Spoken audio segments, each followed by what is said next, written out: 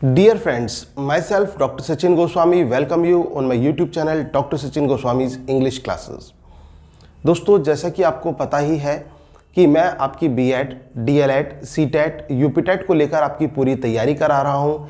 English pedagogy को बिल्कुल strong करा रहा हूँ और इसके लिए मेरी प्लेलिस्ट बनी हुई है। अगर आप बीएड और डीएलएड की तैयारी कर रहे हैं तो उस प्लेलिस्ट पर जाइए। सीटेट की तैयारी कर रहे हैं तो सीटेट की प्लेलिस्ट पर जाइए और यूपीटेट की तैयारी कर रहे हैं तो यूपीटेट की प्लेलिस्ट पर जाइए। तो इस तरह से आपको अलग अलग प्लेलिस्ट पर जाना होगा और वहाँ से आप थोरोली स्टडी कर सकते हैं। और इसके अलावा मैं डेली जो आपको ये आपके टॉपिक्स कवर करा रहा हूँ ये आपके लिए बहुत एसेंशियल है और इनमें से ही सीटेट, यूपीटेट और स्टेट टेट में पूछा जाता है, क्योंकि पेडागोजी कहीं बाहर से नहीं आती है और बीएड का ये पूरा सिलेबस भी है। Teaching of prose at secondary level is our topic today.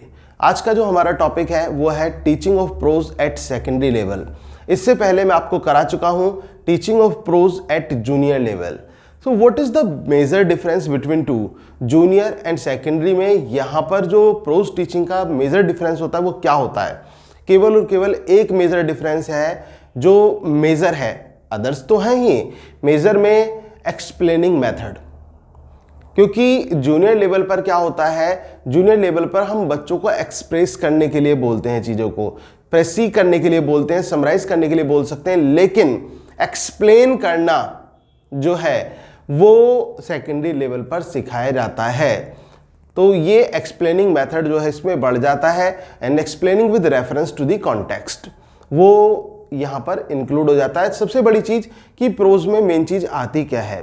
Pros में मेन चीज़ आती है teaching of reading comprehension, teaching of reading and writing comprehension. जो रीडिंग राइटिंग कॉम्प्रीहेंशन होता है वो इसमें सिखाया जाता है। अब कॉम्प्रीहेंशन क्या कि लॉजिकल क्वेश्चंस पुट अप करना, लॉजिकल क्वेश्चंस फाइंड आउट करना और उनके आंसर्स देना, that is a kind of comprehension. तो कॉम्प्रीहेंशन जो होती है, जो एक लॉजिकल पावर होती है, वो बच्चों के अंदर प्रोज रीडिंग में डेवलप की जाती है जब बच्चों को प्रोज पढ़ाई जाती है। और which level? At junior level we are talking about today. So what are the major characteristics of teaching prose at secondary level? Secondary level पर क्या क्या चीजें हैं, आज हम सेकेंडरी लेवल की बात करेंगे तो वो मैं आपको बता देता हूं। Basic knowledge of pros and facts. जब बच्चों को प्रोज पढ़ाई जाए, सेकेंडरी लेवल पर स्टूडेंट्स को प्रोज पढ़ाई जाए तो उनको पहली बात तो प्रोज की बेसिक नॉलेज देनी चाहिए। प्रोज की basic knowledge means definition of prose, as I have already told you in our previous video. And what are the facts of prose, prose के जो फैक्ट्स हैं। अब एक चीज यहां पर बदल जाती है। अभी तक हमने बच्चों को, जो स्टूडेंट्स थे, उनको प्रोज के जो फॉर्म्स होते हैं वो नहीं अवेयर कराए थे, लेकिन सेकेंडरी लेवल पर टीचिंग करते समय आप स्टूडेंट्स को प्रोज के जो फॉर्म्स होते हैं वो भी बताते चलें। अब प्रोज में फॉर्म्स की बात कैसे? जैसे कोई चैप्टर आ रहा है, आपको लगता है ये जो चैप्टर है ये ऑटोबायोग्राफी है, तो students must be aware about autobiography कि this is autobiography of that particular writer. ये इस राइटर की ऑटोबायोग्राफी है, इनकी आत्मकथा है। ऑटोबायोग्राफी क्या होती है ये भी बताया जाना चाहिए कि एक जो लेखक होता है उसके जीवन का पूरा वर्णन होता है और उसके शब्दों में ही होता है, वो उसकी ऑटोबायोग्राफी होती है। बायोग्राफी के बारे में बताया जाना चाहिए कि ये बायोग्राफी है पर्टिकुलर राइटर की, उसने खुद अपने जीवन के बारे में लिखी है। इसके अलावा ये उसको बताया जाना चाहिए ट्रैवल युग, कि ट्रैवल युग क्या होता है, किसको ट्रैवल युग कहते हैं। ट्रैवल युग किसी यात्रा का वर्णन जो होता है, जैसे गर्ल विद बास्केट है, अ फेलो ट्रैवलर है, तो इस तरह के ट्रैवल युग के बारे में बच्चों को बताया जाना चाहिए। किसी भी यात्रा का जो वर्णन होता है, मेमोर के बारे में बताया जाना चाहिए, जो हमारी जो पास्ट की मेमोरीज होती हैं। ऑल इन ऑल मेरे कहने का मतलब ये है जो भी प्रोज की फॉर्म्स हैं उससे अवेयर करना सेकेंडरी लेवल पर टीचर की पूरी ड्यूटी होती है, जबकि हमने जूनियर लेवल पर इस चीज को अवॉइड किया था। तो ये एक तो डिफरेंस ये आ जाता है, ठीक है। एक तो teaching forms of the prose must be taught to students and the secondary thing explaining method. Explaining method जो है वो बच्चे को बताया जाना चाहिए with reference to the context, कि how to explain the things with reference to the context, वो स्टूडेंट्स को सेकेंडरी लेवल पर सिखाया जाना चाहिए। ये दो मेजर चीजें हैं, इसको आपको बिल्कुल दिमाग में बिठा लेना है। अब इसके बाद हम बात करते हैं reading and explaining method in divisional way. जो रीडिंग और एक्सप्लेनिंग मेथड है उसको डिविजनल वे में पढ़ाया जाना चाहिए at secondary level. What is the divisional way? अब ये डिविजनल वे यहां पर क्या है? डिविजनल वे मतलब division of the chapter. Chapter को हमने भागों में तोड़ लिया। सपोज करो ये 2 पैराग्राफ्स हैं, ये हमने आज पढ़ाए हैं, और एक को बच्चों को एक्सप्लेन करना सिखा दिया और दूसरे पैराग्राफ से बच्चों को बोला कि इसको आपको एक्सप्लेन करके लाना है या फिर क्लास में ही आपको एक्सप्लेन करना है with reference to the context. इस तरह से आप उनको ये पढ़ाएंगे, मतलब डिविजनल वे में एक्सप्लेनिंग करना सिखाएंगे। And the next thing, ask the students to understand it then explain it. बच्चों से कहना है कि इसको मतलब समझने के लिए बोलना है, फिर उसको एक्सप्लेन करने के लिए बोलना होता है। Intensive and extensive reading, just like junior level, यहां पर भी इंटेंसिव और एक्सटेंसिव रीडिंग बच्चों को पढ़ाई जानी चाहिए, कराई जानी चाहिए। What are the 2 things, intensive and extensive? सबसे पहले आपको यह पता होना चाहिए, इंटेंसिव होता है हमारा जो एक्चुअल टेक्स्ट होता है, जो actual part of the book होता है, that is the intensive reading. जो कोर्स की मेन बुक होती है, आपने देखोगा एक तो मेन कोर्स बुक होती है, एक होती है सप्लीमेंट्री रीडर, और सप्लीमेंट्री रीडर की जगह हम जो अदर सोर्सेज होते हैं ना उनको भी यहाँ पर इंक्लूड कर सकते हैं। जैसे कोई चीज़ें हमें न्यूज़पेपर से पता चल रही है, मैगजीन से पता चल रही है, या फिर किसी भी और एजुकेशनल सोर्सेज से हम उस चीज़ को फाइंड आउट कर रहे हैं, तो that is the part of extensive reading.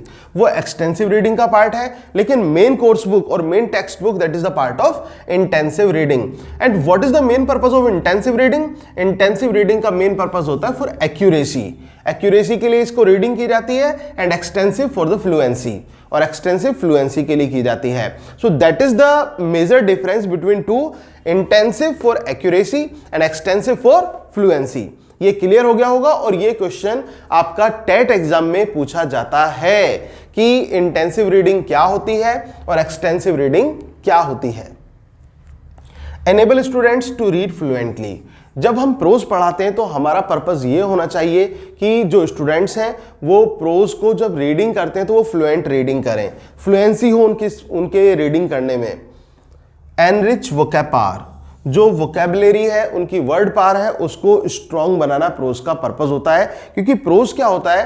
Pros हमारे जो कॉमन, जो हम डेली यूज में जो भाषा यूज करते हैं, हम जो वर्ड्स यूज करते हैं वो प्रोज में आते हैं, और प्रोज के शब्दों को हम अपनी डेली लाइफ में यूज कर सकते हैं। इससे क्या होता है? इसकी सरेंडर वैल्यू बहुत ज्यादा होती है। सरेंडर वैल्यू मतलब आज आपने ये पढ़ाई छोड़ दी, और पढ़ाई छोड़ने के बाद में जो वर्ड आपने तैयार करे हैं प्रोज के, वो आप यूज करते हैं अपनी डेली लाइफ में, तो इसका मतलब इसका जो फ्यूचर प्रोस्पेक्टिव है वो बहुत स्ट्रांग होता है। इसके बाद play literary quiz to increase vocab skill. Vocab skill को बढ़ाने के लिए लिटरेरी क्विज का भी पढ़ाया जाना बहुत जरूरी है, उसका क्विज का करना बहुत जरूरी है। क्विज बच्चों को कराए जाने चाहिए। Define purpose of teaching prose. जो टीचिंग प्रोज है उसका पर्पस क्या है? मैंने आपको बताया कि इसके 2 मेन पर्पस हैं। पहला तो वही है कि रीडिंग एक्सप्लेनिंग, रीडिंग मेथड, क्यों जो टीचिंग ऑफ रीडिंग मेथडोलॉजी वो इसमें होती है, और the second thing is pleasure, just like poetry. दूसरी चीज इसमें प्लेजर ही आती है। अब एंजॉय रीडिंग एंड राइटिंग, बच्चों को ये एंजॉय कराया जाना चाहिए इवन एट सेकेंडरी लेवल पर भी। And what are the ways of enjoying the prose? Prose को एंजॉय करने के क्या तरीके हो सकते हैं? बच्चों को जो थिएटर में अगर जो ये कोई प्ले चल रहा हो तो वहां पर विजिट कराना चाहिए, क्योंकि इससे क्या होता है, बच्चे जो है वो चीज़ों को जल्दी समझते हैं। इसके अलावा मूवीज़, अगर जो उस चैप्टर पर कोई मूवी है तो वो दिखाई जानी चाहिए, अदरवाइज रोल प्ले का मौका उन्हें मिलना चाहिए, और स्टेज प्ले भी आप स्कूल में ऑर्गेनाइज करा सकते हैं। Exchange of point of views, जो स्टूडेंट्स के पॉइंट ऑफ व्यूज हैं उनको एक्सचेंज होना चाहिए, मतलब आपस में इंटरचेंज करना चाहिए उनको अपने विचारों को एज पर दी चैप्टर के अकॉर्डिंग। टीचिंग ऑफ जेस्चर्स, जो एक्सप्रेशंस हैं, बॉडी लैंग्वेज है, that must be taught to students, how to use the expressions, how to use body language while reading the passages, तो ये पढ़ाया जाना चाहिए। Read with correct pronunciation, बच्चों को प्रोनाउंसिएशन पर फोकस कराना चाहिए, सेकेंडरी लेवल पर भी कि प्रोनाउंसिएशन उनका सही होना चाहिए। इसके अलावा प्रेसी राइटिंग, यहां भी प्रेसी राइटिंग आती है। प्रेसी राइटिंग मतलब टू समराइज, एक तरह से समराइज करना, और समराइज भी कैसे? एक्यूरेसी के साथ समराइज करना। और शॉर्ट में बातों को, सारी बातों को कह देना, गागर में सागर टाइप भर देना।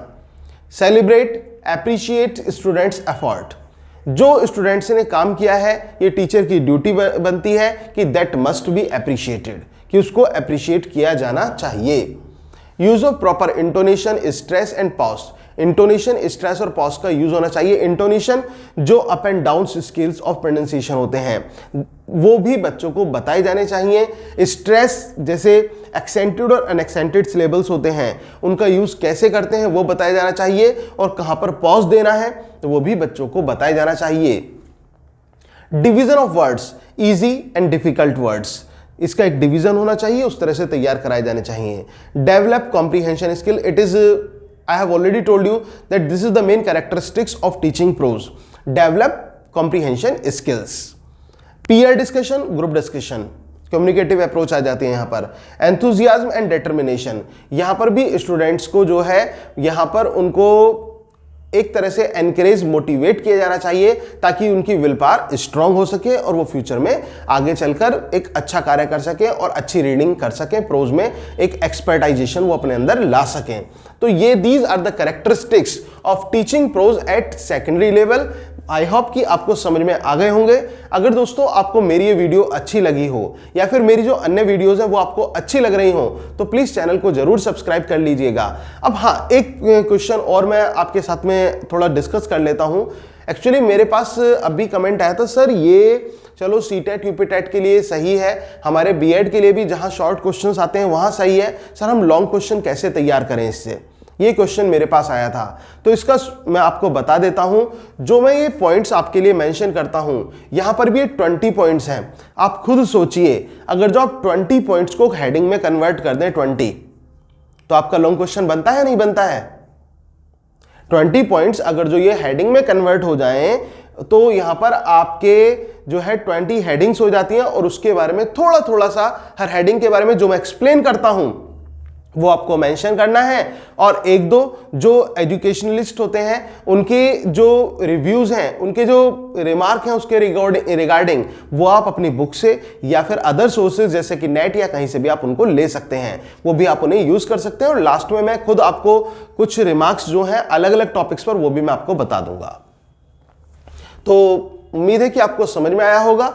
दोस्तों अगर आपको अच्छा लगा तो प्लीज चैनल को जरूर सब्सक्राइब कर लेना और अपने दोस्तों में इसको ज्यादा से ज्यादा शेयर करो अपने ग्रुप्स में, ताकि सभी लोग इसका फायदा उठा सकें। Thank you very much. Yours doctor Sachin Goswami.